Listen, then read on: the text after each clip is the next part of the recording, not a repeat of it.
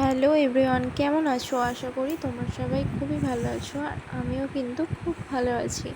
আজকে কিন্তু বিকালে তাড়াতাড়ি একটু ঘুম থেকে উঠে পড়েছিলাম, কারণ আজকে এক জায়গায় যাওয়ার আছে, তাই রেডিও হয়ে নিয়েছি। আর এখন কিন্তু ফাইনালি বাড়ি থেকে বেরিয়েও পড়েছি আমরা। এখন কিন্তু আমরা যাচ্ছি তারকেশ্বর। আর তারকেশ্বর শুধুমাত্র একটি কারণেই যাচ্ছি, ওখানে যে নতুন সিটি স্টাইলটা হয়েছে শপিং মলটা, ওখানে কিন্তু আমরা এখনও যাইনি। আমি ফার্স্ট টাইমই যাচ্ছি ওখানে পুজোর কেনাকাটা করতে। তোমার মধ্যে হয়তো অনেকেই কিন্তু ওখানে এর আগে গেছো, বাট আমার কিন্তু যাওয়া হয়নি।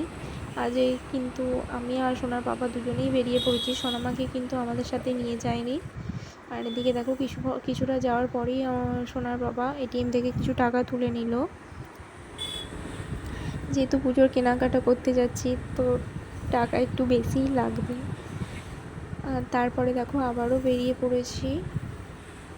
তারপর আরও কিছুটা যাওয়ার পরেই কিন্তু আমরা একটা পেট্রোল পাম্প থেকে গাড়িতে কিছুটা তেলও ভরে নিলাম, যেহেতু অনেকটাই রাস্তা যেতে হবে।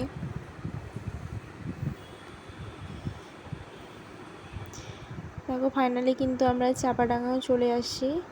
চাপাডাঙ্গা কিন্তু এখানে সিগন্যাল পড়ে গিয়েছিলো, তাই আমরা কিছুক্ষণ একটু দাঁড়িয়েও ছিলাম এখানে।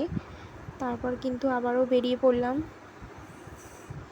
এখন দেখো আমরা কিন্তু ওভারব্রিজের ওপর দিয়ে যাব, আর যেতে যেতে দেখলাম এই মাঠটাতে কিন্তু ব্রিজের পাশে মাঠটায় কিন্তু বিশ্বকর্মা পুজোর মেলা হচ্ছিল, যেটা আমার জানা ছিল না। জানলে হয়তো আরও একটু তাড়াতাড়ি বেরোতাম আগে, তাহলে একটু মেলায় ঘোরাও হতো। বাট মেলাটা ঘোরা হলো না, মিস হয়ে গেল। এখন দেখো আমরা কিন্তু ওভারব্রিজের ওপর দিয়ে যাচ্ছি, আর যেতে যেতে কিন্তু নদীতে কতটা জলও আছে সেটাও দেখে নিলাম একটু।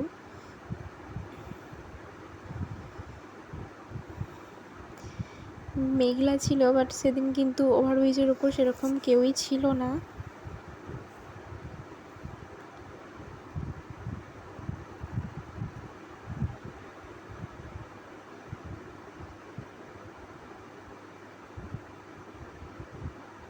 দেখো ওভারব্রিজের উপর দিয়ে যেতে যেতে আবারও দেখলাম এই ব্রিজের পাশেই কিন্তু বিশ্বকর্মা পুজোর প্যান্ডেল হয়েছে, আবার একটা নয় দুটো। এখানেও কিন্তু কিছুটা মেলা বসেছিল।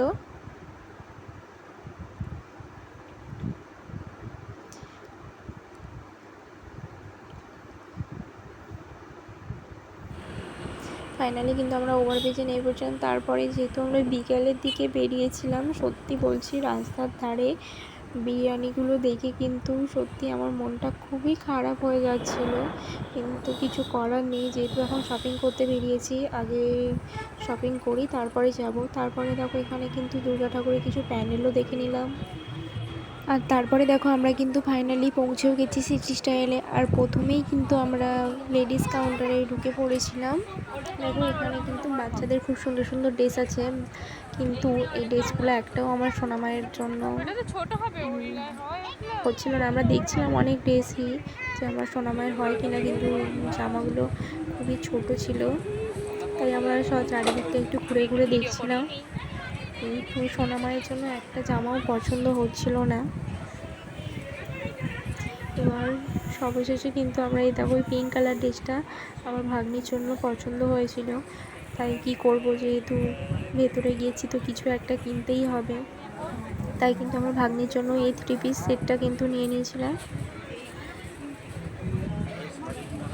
এই 3 পিস সেটটা নিয়েই কিন্তু আমরা বাইরে বেরিয়ে পড়েছিলাম। দেখো রাত্রে কিন্তু এখানে লুকটা কি সুন্দর। তারপরে আমরা কিন্তু আরও একটি অন্য দোকানে যাব পুজোর কেনাকাটা করতে, তারপরে বাড়ি চলে আসব। দেখো আমরা কিন্তু এখন বাড়ি চলেও আসছি। আর এই ড্রেসগুলো কিন্তু আমরা কিনেছি, মানে জামা কাপড়গুলো। এই শাড়িটা কিন্তু আমার জায়ের জন্য নিয়েছি, আর এইখানে এই কালার শাড়িটা কিন্তু আমার জন্য, সিল্ক শাড়িটা, এটা কিন্তু সোনার পাপাই আমাকে কিনে দিয়েছে।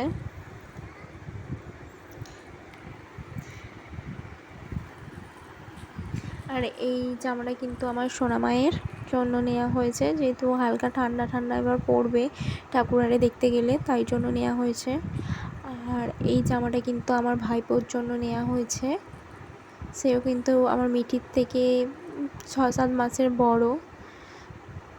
আর এই জামাটাও দেখো নিয়েছে আমার জন্য,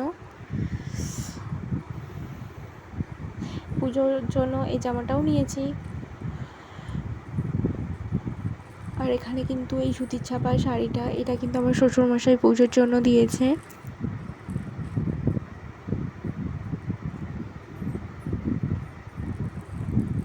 আরও একটা সুতির ছাপা শাড়ি দেখো, এই শাড়িটাও কিন্তু আমার শ্বশুরমশাই আমাকে পুজোর জন্য দিয়েছে। আর এই সমস্ত কেনাকাটাগুলো কিন্তু আমরা সিটি স্টাইল থেকে করিনি, আমরা একটু অন্য দোকান থেকে করেছি। দোকানটার নাম হলো মৈনাক এন্টারপ্রাইজ। এখান থেকে কিন্তু আমরা সমস্ত কেনাকাটা করেছি। এটা কিন্তু পুরসুরা থানার পাশেই একটা বড় দোকান। আজকের ব্লগটা চলো এই পর্যন্ত। সবাই সুস্থ থেকো, ভালো থেকো, টাটা। দেখা হচ্ছে পরের ব্লগে।